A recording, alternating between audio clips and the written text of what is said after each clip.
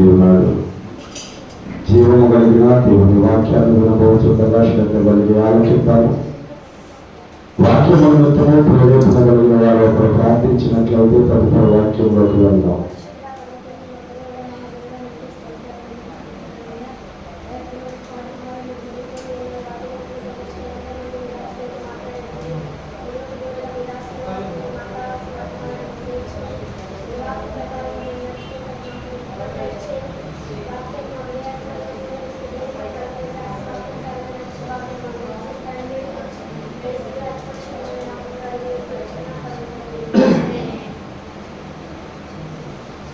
Bible గ్రంథంలో నుంచి ద్వితీయోపదేశ కాండము 15వ అధ్యాయము 5వ వచనాన్ని ధ్యానించుకుందాం. ద్వితీయోపదేశ కాండము 15వ అధ్యాయము 5వ వచనం. కావున నేడు నేను నీకు ఆజ్ఞాపించుచున్న ఈ ఆజ్ఞలన్నిటినీ అనుసరించి నడుచుకొనుటకు నీ దేవుడైన యెహోవా మాటను జాగ్రత్తగా విని ఎడల మీలో భేదలు ఉండనే ఉండదు. దేవునికి స్తోత్రం, హల్లెలూయా. జాగ్రత్తగా దేవుని వాక్యాన్ని మనం గమనించినట్లయితే ప్రభువును నమ్ముకున్నటువంటి వారము, దేవుని బిడ్డలైనటువంటి వారము పేదరికములో ఉండడానికి మూల కారణం ఏంటయ్యా అంటే దేవుని మాటలను జాగ్రత్తగా వినకపోవడమే, విని వాటి ప్రకారంగా జీవించకపోవడమే పేదరికంలోకి వెళ్తున్నారు. కాస్త మనందరికీ తెలిసిన వాక్యమే, ఆయన శ్రీమంతుడై ఉండి మనము ధనవంతులం అవ్వాలని ఆయన దరిద్రుడయ్యాడని బైబిల్ చెప్తుంది. ఈ రోజున దేశంలో పేదలు ఉండక మానాలని బైబిల్ చెప్తుంది. కానీ నా మాట ఏంటంటే మొదటి నుంచి సంఘములో పేదలు ఉండకూడదు. ఎందుకంటే ప్రభువు ఆయన శ్రీమంతుడై ఉండి ధనవంతుడై ఉండి మనం ధనవంతులు కావాలని ఆయన దరిద్రుడయ్యాడు. కాబట్టి ఖచ్చితంగా సంఘంలో ఉన్న ఆయన బిడ్డలైనటువంటి వారు, ఆయన్ని ప్రేమించేటువంటి వారు ఖచ్చితంగా ఆస్తికర్తలుగా అవుతారన్న మాట సత్యం. ఎందుకంటే సామెతల గ్రంథంలో ఈ మాట మనకి చక్కగా ఉంది. సామెతల గ్రంథం 8వ అధ్యాయం 27వ వచనం మనం చూసినట్లయితే, నన్ను ప్రేమించు వారిని ఆస్తికర్తలుగా చేయుదును, దేవునికి స్తోత్రం, వారి నిధులను నింపుదును. మీరు గమనించండి, యేసుక్రీస్తు ప్రభు వారిని ప్రేమిస్తేనే ఆస్తికర్తలు అవుతారా? ఆయనను ప్రేమిస్తేనే మన నిధులను నింపుతారా? ప్రేమించిన వారిని ఆయన ఆస్తికర్తలుగా చేయడా? మరి దేశంలో ఆయన తెలియని వాళ్ళు, ఆయన ఎరగని వాళ్ళు, మందిరాలకే రాని వాళ్ళు, ప్రార్థన చేయని వాళ్ళు, వాక్యం చదవని వాళ్ళు, యేసునామంలో బాప్తిసం తీసుకోని వాళ్ళు, పళ్ళలో చెయ్యి వేయని వాళ్ళు కోటాను కోట్ల రూపాయలు అర్జించి ఉన్నారు. ఉన్నారా లేదా? మీకు ఎప్పుడైనా వచ్చిందా ఈ ఆలోచన? మరి యేసుక్రీస్తు ప్రభు వారిని ప్రేమించే వారిని ఆస్తికర్తలుగా చేస్తానన్నాడు. అసలు ఆయనను ప్రేమించకుండా ద్వేషించేటువంటి వాళ్ళు కోటాను కోట్ల రూపాయలు సంపాదించుకొని లేరా అని అందరికీ ఆలోచన వచ్చి ఉండింది. మరి అందరికీ ఆలోచన వచ్చినప్పుడు వాళ్ళ ఆస్తి ఏమైందో కూడా తెలియాలిగా. బైబిల్లో ఎలా రాసి పెట్టాడో దేవుడు, ఏమై ఉందో కూడా తెలియాలిగా. దేవుణ్ణి ఎరగని వారి ఆస్తి ఎలా ఉండింది, ఏమైపోతుందో మీకు తెలిస్తే నాకు ఒక మాట చెప్పండి.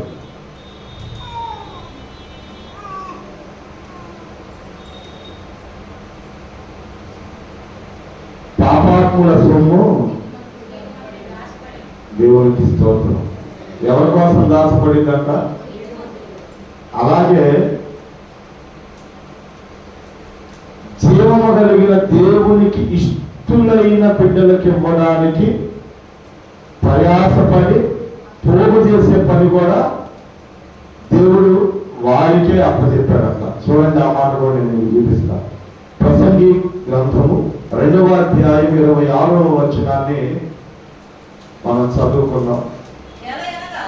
ఏలయనగా దైవ దృష్టికి మంచివాడుగా నుండి వారికి దేవుడు జ్ఞానమును, తెలివిని, ఆనందమును అనుగ్రహించును. అయితే దైవ దృష్టికి ఇష్టుడగు వారికి ఇచ్చుటకై ప్రయాసపడి పోగు చేయు పనిని ఆయన పాపాత్మునికి నిర్ణయించును. దేవునికి స్తోత్రం. ఎవరికి నిర్ణయిస్తున్నారంట?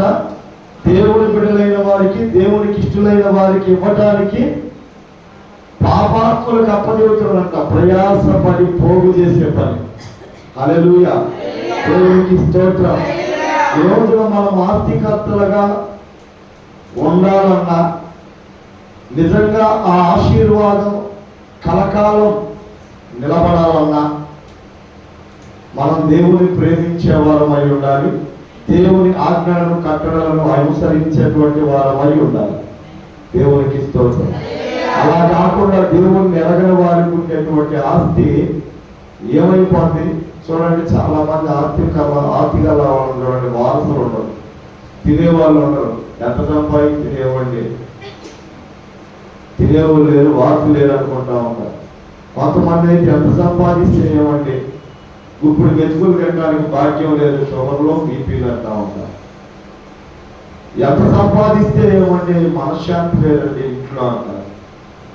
ఇలాగా దేవుణ్ణి ఎరగనటువంటి వారు చెప్పేటువంటి ప్రతి మాటలు మనం వింటూనే ఉంటాం. దేవుడి ఈ రోజున దేవుణ్ణి ప్రేమిస్తున్నాం అనుకొని, దేవుని ఆజ్ఞలను, కట్టడలను అనుసరిస్తున్నాం అనుకొని భ్రమలో బ్రతుకుతున్నటువంటి వారు పేదలుగా అయిపోతున్నారు. మీరు భ్రమలో బ్రతకొద్దు. అందుకే మార్గములలో నిలిచి చూడి, పురాతన మార్గముల గురించి విచారించుడి, మేలు కలుగు మార్గమేదని అడిగి అందులో నడుచుకొని అప్పుడు మీకు నెమ్మది కలిగింది అని ఉంటుంది. నేను మన సంఘ బిడ్డలనే చాలా మందిని చూశాను. ఒక నలుగురు ముగ్గురిని నేను పరిశీలించి పరిశోధిస్తే వాళ్ళ ఆత్మీయ జీవితం ఎలా ఉందంటే, ప్రార్థన ఇక్కడ జరుగుతూనే ఉంటుంది, మన మందిరం ఎదురుగానే పనిచేస్తారు. అదేనమ్మా ప్రార్థన టైం అన్నా ఒక అరగంట దేవుని దగ్గరికి వచ్చి వెళ్ళొచ్చుగా అంటే, నీకేమయ్యారు, పనికి వెళ్ళకపోతే మేము బతికేదంట. వాస్తవమే, 6 రోజులు దేవుడు ఇవ్వలేదా పని చేసుకోమని? ఒక్కరోజేగా దేవుడికి ఇవ్వమంటే నడుచుకుంటా వెళ్ళి నడుచుకుంటా వచ్చేది. ఒక 6-7 సంవత్సరాలు నడవమని చేసేసాడు దేవుడు. ఇంకో విషయం ఏంటంటే, సంస్కారారాధనకు సంఘమంతా కలిసి తలా 100-200 వేసుకొని ప్రేమాభిముఖి ఏర్పాటు చేసేవాళ్ళు.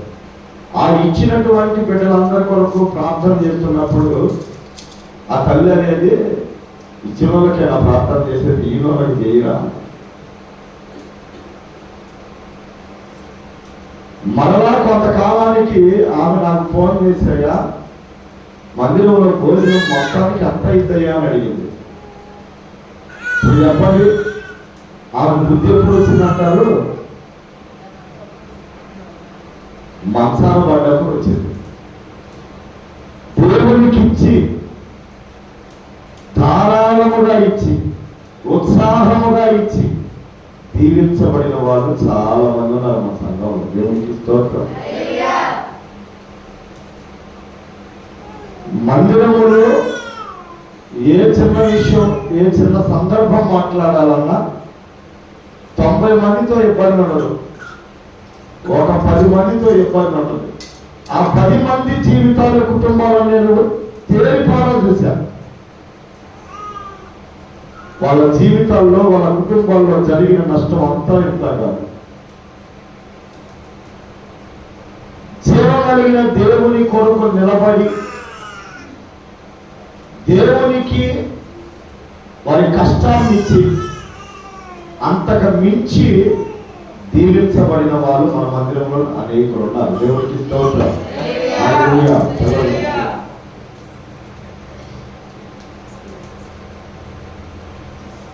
ఎందుకు నేను ఈ మాటలు చెప్తున్నానంటే,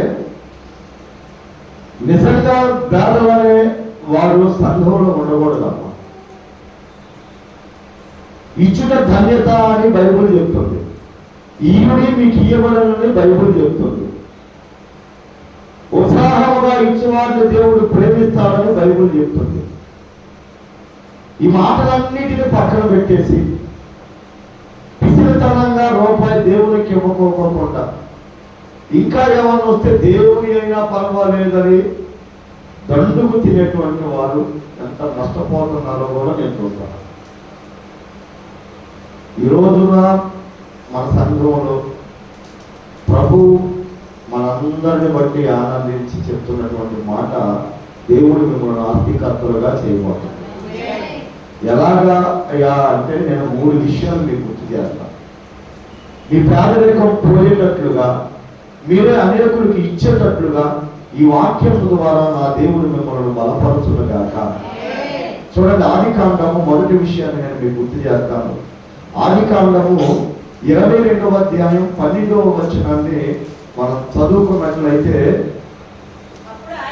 అప్పుడు ఆయన ఆ చిన్నవాడి మీద చెయ్యి వేయకము, అతను ఏమీ చేయకము, నీకు ఒక్కడై ఉన్న నీ కుమారుని నా తీయలేదు కనుక నువ్వు దేవునికి భయపడువాడమని ఇందువలన నాకు కనబడుచున్నదనిలో.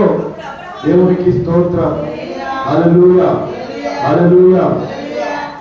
జాగ్రత్తగా ఇంకొక మాట నేను మీకు 16వ వచనాన్ని కూడా చదవండి. నీకు ఒక్కడై ఉన్న నీ కుమారుని వెనుక తీయక ఈ కార్యము చేసినందున నేను నిన్ను ఆశీర్వదించి. దేవునికి స్తోత్రం. హల్లెలూయా.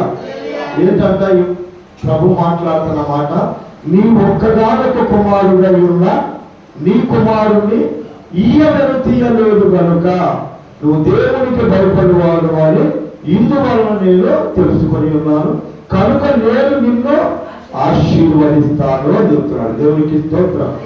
హల్లెలూయా. ఈ రోజున మనం ఆశీర్వదించబడాలి అంటే అబ్రహాము జీవితంలో అబ్రహాము యొక్క విధి విధానాలను మనం పరిశీలించినట్లయితే దేవునికి ఆయన ఏం చేస్తాడంట? భయపడువాడంట. అలాగే దేవుని ఆజ్ఞలను కట్టడలను ఆయన మాటలు వినేటువంటి వాడు, వాటి ప్రకారంగా జీవించేటువంటి వాడుగా కూడా మనకు కనబడుతుంది. అయ్యా నీకు ఒక్కడై ఉన్న నీ కుమారుణ్ణి నాకు బలిచ్చేయ్యా అంటే తన కుమారుణ్ణి చంపడానికి కూడా, బలి ఇవ్వటానికి కూడా ఆయన వెనుక తీయలేదంట, ఆలోచన చేయలేదంట. ఈ రోజున మనమేమో మన బిడ్డలను దేవుని కంటే ఎక్కువగా ప్రేమించి అధికారాభం చేసి దేవునికి శత్రువులుగా, అలాగే మనకి దుఃఖం కలిగించేవారుగా మన బిడ్డలను తయారు చేస్తున్నారు దేవుని బిడ్డలు. అబ్రహాము తన ఒక్కగానొక కుమారుణ్ణి దేవునికి ఇచ్చేయడానికి వెనుక తీయలేదు కనుక అబ్రహాము బైబిల్ గ్రంథంలోనే బహుధనవంతుడు అని రాయబడింది ఆయన పేరు. దేవునికి స్తోత్రం. హల్లెలూయా.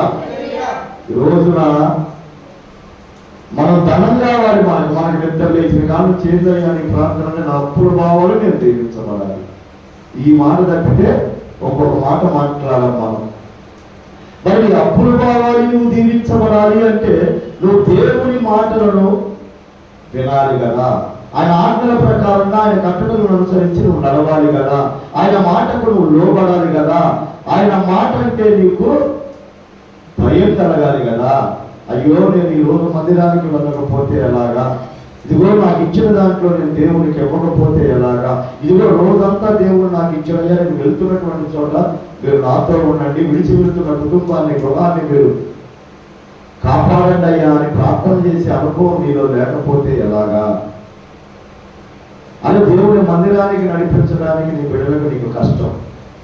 అలాగే నీ బిడ్డల కొరకు ఎంతైనా ఖర్చు పెడతావు, కానీ జీవం కలిగిన దేవుని సంఘానికి వచ్చేపాటికి, సహవాసానికి వచ్చేపాటికి, అది పండగలు అవ్వని, ఇంకొక కార్యక్రమం అవ్వని, చూస్తా 100 రూపాయలు కూడా దేవునికి ఆయన పరిచర్యకు మనం ఇవ్వలేని దేవుని. అంటే ఇప్పుడు నువ్వు ఎవరిని ప్రేమిస్తున్నావు? ధనాన్ని ప్రేమిస్తున్నావు, బిడ్డలను దేవుణ్ణి పక్కన పెట్టేశాం. అర్థం చేసుకోండి. ఈ రోజున అబ్రహాం అంట తన ఒక్కగానొక్క కుమారుణ్ణి ఇయ్యటానికి వెనుతీయలేదట. వెనుతీయని నీ మనస్సు ఉండే దాన్ని బట్టే నా దేవుడిని ఉపయోగిస్తాడు. అది నిజంగా మనం ఏదన్నా మాట్లాడుతుంటే, సంఘంలో ఏదన్నా కార్యక్రమాల గురించి ప్రస్తావిస్తున్నప్పుడు నాకు కాదులే అని పక్కకు తిరిగి ఉంటున్నటువంటి వాళ్ళు, పక్కని చెవులు పెట్టేటువంటి వాళ్ళు ఎంతమంది లేదు చెప్పండి. ఇయ్యకనే మనం దరిద్రులమై ఉన్నామని బైబిల్ చెప్తుంది. దేవుడు ఒకసారి ప్రభువు మీద ఆధారపడి ప్రభువుకి ఇచ్చి చూడు, దేవుడు నీకు అంతటి మించి ఇస్తాడన్న సత్యం నీకు తెలుసు. నా పిల్లలు ఏం తింటారు, నా కుటుంబం ఏం తిరిగింది, నేను రేపెట్లా నేను అనే ఆలోచన చేస్తున్నావు అంటే దేవుడు అన్న మాట నీ హృదయంలో లేకపోవడం వల్లే ఇంటిని, పిల్లల్ని, భర్తను, భార్యను, తల్లిదండ్రులను ఇలా ప్రేమించుకుంటూ దేవునికి మొదటి స్థానం నువ్వు ఇవ్వకపోవడం వల్లే మనం పేదలుగా ఉంటున్నామన్న సంగతి గుర్తుపెట్టుకోవాలి. దేవునికి స్తోత్రం. అబ్రహాముడు ఒక్కగానొక్క కుమారుడు ఇయటానికి ఏం వెనకాడలేదట. అందువల్ల దేవుడికి భయపడువాడు అని నేను ఎరుగున్నానయ్యా అని దేవుడే సాక్ష్యం ఇస్తాడు. మీరు అర్థం చేసుకోండి. ఈ రోజున జీవం కలిగిన దేవునికి నువ్వు ప్రథమ స్థానం ఇస్తున్నావా? మొదటిగా వస్తున్నావా? మొదటిగా ఇస్తున్నావా? మొదటి ప్రార్థన చేస్తున్నావా? మొదటి రోజు దేవుని ఆలయంలో గడుపుతున్నావా? పునరుద్ధాన వినాలా? మొదటదే ప్రభువు కావాలి. నువ్వు ఎప్పుడూ ఇచ్చేది కాదు. కోట్ల రూపాయలు, లక్షల రూపాయలు, వేల రూపాయలు హుండీలో వేస్తున్నా కానీ హుండీలో 2 కాసులు మాత్రమే పొగిడాడు అంటే ఉన్నదంతా వేసేసి దేవుడి మీద ఆధారపడిపోయింది. దేవుడికి స్తోత్రం. హల్లెలూయా, హల్లెలూయా. ఈ రోజున నీ పరిస్థితి, నా పరిస్థితి అలాగా ఉండగలిగితే, మొదటి స్థానాన్ని దేవునికి ఇవ్వగలిగితే ఖచ్చితంగా నా దేవుడు నిన్ను ప్రేమిస్తాడు. ఎందుకంటే నువ్వు ఆయన ప్రేమిస్తున్నావు అన్న సంగతి ఆయన అర్థం చేసుకున్నాడు. కాబట్టి మొదటి స్థానం ఎప్పుడైతే దేవునికి ఇస్తామో అప్పుడు ఆయన మనం ప్రేమించినట్లు, అప్పుడు ఆయనను ప్రేమించు వారిని ఆయన ఆస్తికర్తలుగా చేస్తాడు. తమ నిధులను ఆయన నింపుతాడు. దేవునికి స్తోత్రం. హల్లెలూయా, హల్లెలూయా. మరొక వ్యక్తిని నేను మీకు గుర్తు చేస్తాను. బైబిల్ గ్రంథంలో చాలా మంది ధనవంతులు ఉన్నారు. భాగ్యవంతులుగా, ధనవంతులుగా పిలువబడిన వారు, సాక్ష్యం పొందినటువంటి వారిలో యోబు అనేటువంటి ఒక వ్యక్తి మనకు బైబిల్ గ్రంథంలో కనపడుతున్నాడు. ఆయన ఆ ఊరు దేశం మొత్తం మీద కూడా బహుధనవంతుడై ఉన్నాడు. ఎలా ఆయన అంత ధనవంతుడయ్యాడయ్యా అంటే ఆయన నిజంగా దేవుడికి మొదటి స్థానాన్ని ఇచ్చేశాడు. బిడ్డలు పోయినా, ఆస్తి అంతా పోయినా, తన శరీరమే కుళ్ళిపోయినా ఆయన మాట్లాడిన మాట ఏంటో ఒకసారి చూద్దాం. బైబిల్ గ్రంథంలో యోబు గ్రంథం 1వ అధ్యాయము 21వ వచనాన్ని మనం చదువుకుందాం. నేను నా తల్లి గర్భంలో నుండి దిగంబరినై వచ్చింది, దిగంబరినై అక్కడికి తిరిగి వెళ్ళేదను. యెహోవా ఇచ్చెను, యెహోవా తీసుకొని పోయెను, యెహోవా నామమునకు స్తుతి కలుగును గాక. హల్లెలూయా, దేవునికి స్తోత్రం. ఏమంటున్నాడమ్మా?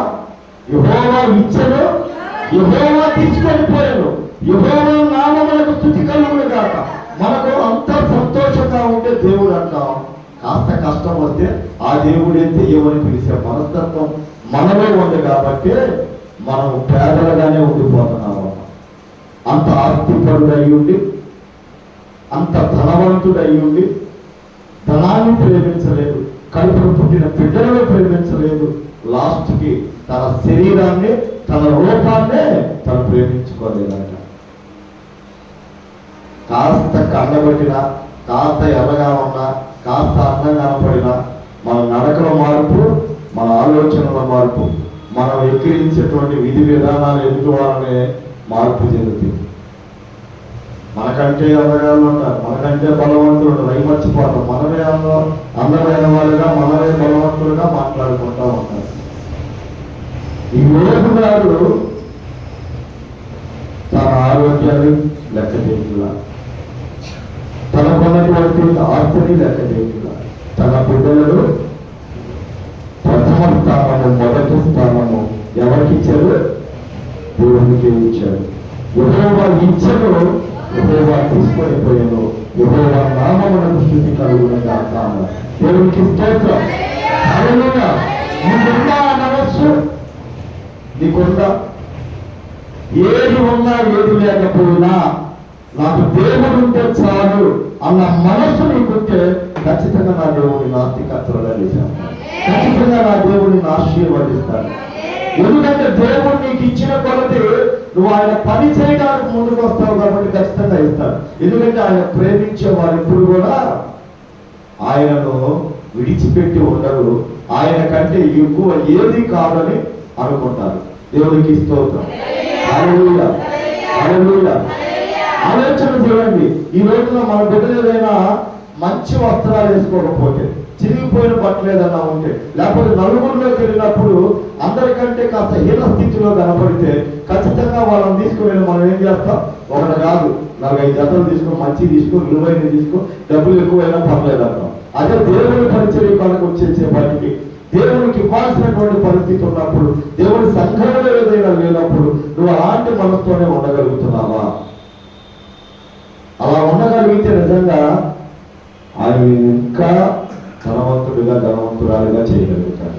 దేవునికి స్తోత్రం. హల్లెలూయా. ఇప్పుడు అబ్రహాము ఒక్కగానొక్క కుమారుని ఇయ్యటానికి వెనకాడలేదంట.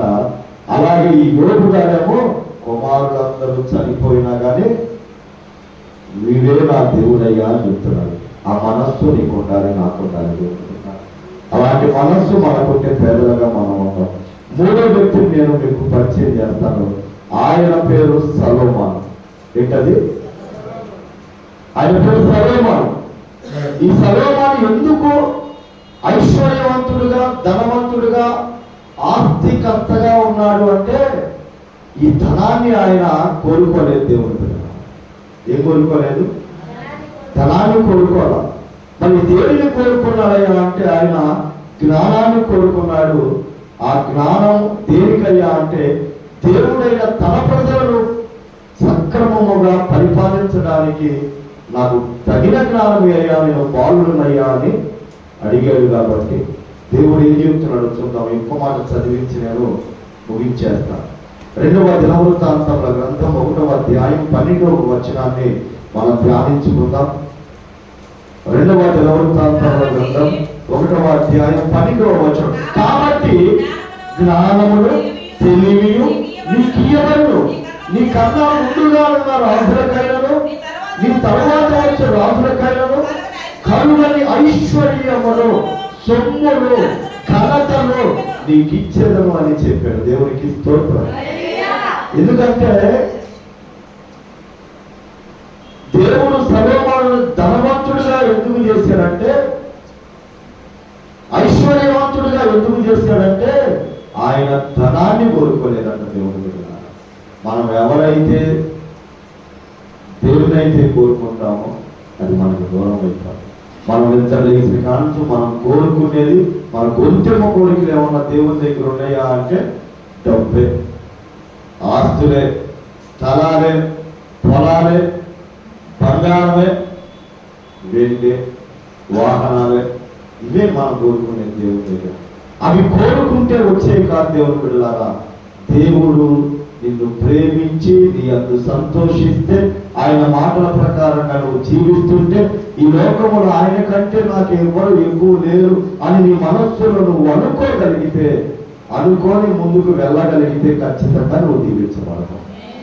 ఈ సొలొమోనంట ఘనత అడగలేదంట, ఐశ్వర్యాన్ని అడగలేదంట, దీర్ఘాయుష్ను అడగలేదంట, శత్రువుల ప్రాణాన్ని కూడా అడగలేదంట. ఏమడిగాడయ్యా అంటే ఏ దేవుని ప్రజలైనటువంటి వారిని సక్రమముగా పరిపాలించడానికి తగిన జ్ఞానాన్ని అడిగాడు. కాబట్టి ఆయన అడగనివి కూడా మన దేవుడు ఇచ్చేదాన్ని. దేవునికి స్తోత్రం. బైబిల్ చెప్తుంది. అందుకే దేవుని బిడ్డలారా, ధనమును నమ్ముకుని వాడు పాడైపో. అలాగే ధనమును సంపాదించుకోవాలి ఎలాగైనా అనుకునే వాడికి శిక్ష తప్పదంట. ఏం తప్పదు? శిక్ష తప్పదు. దేవుడు బిడ్డలారా, బైబిల్లో ఉంది ఆ మాట.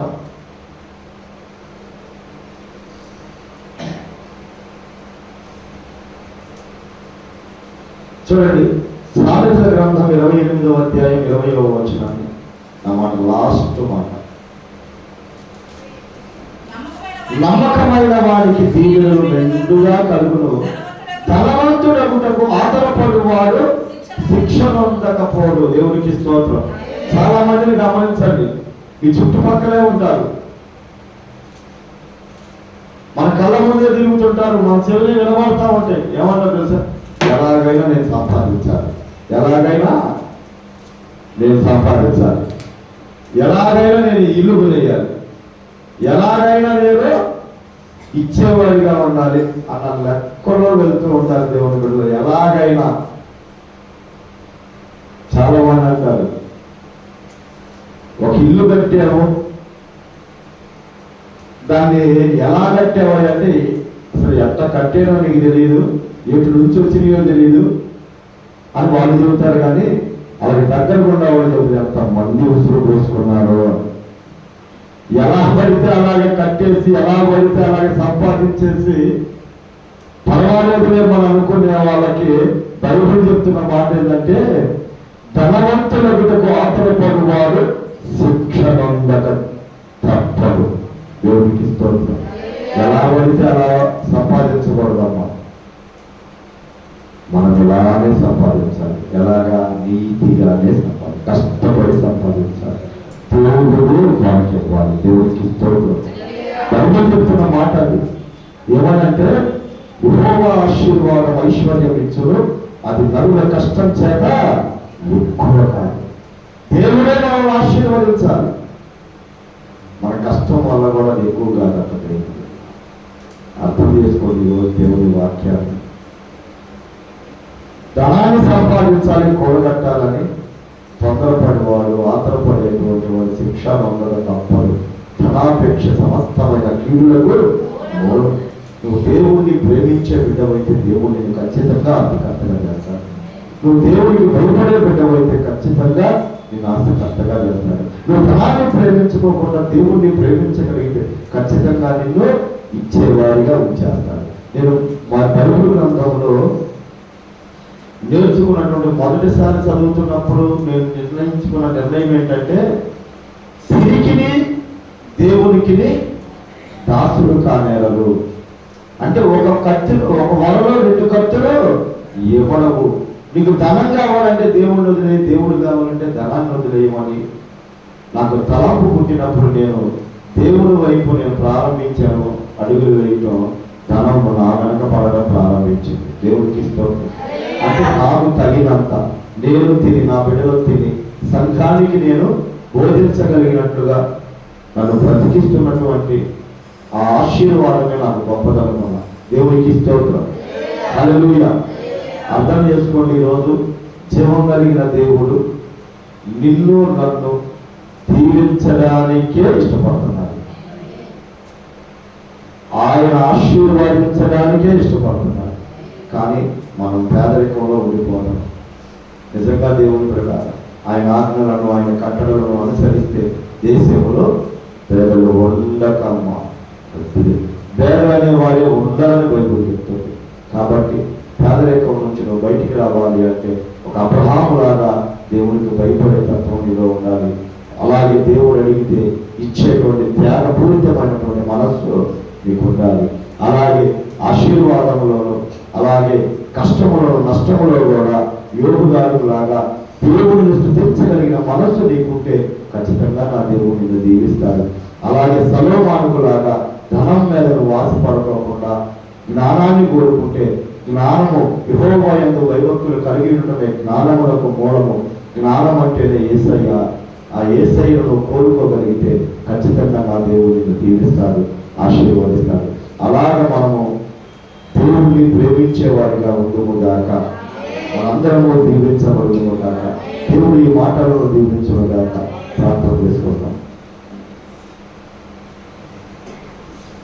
చేసుకుందాం.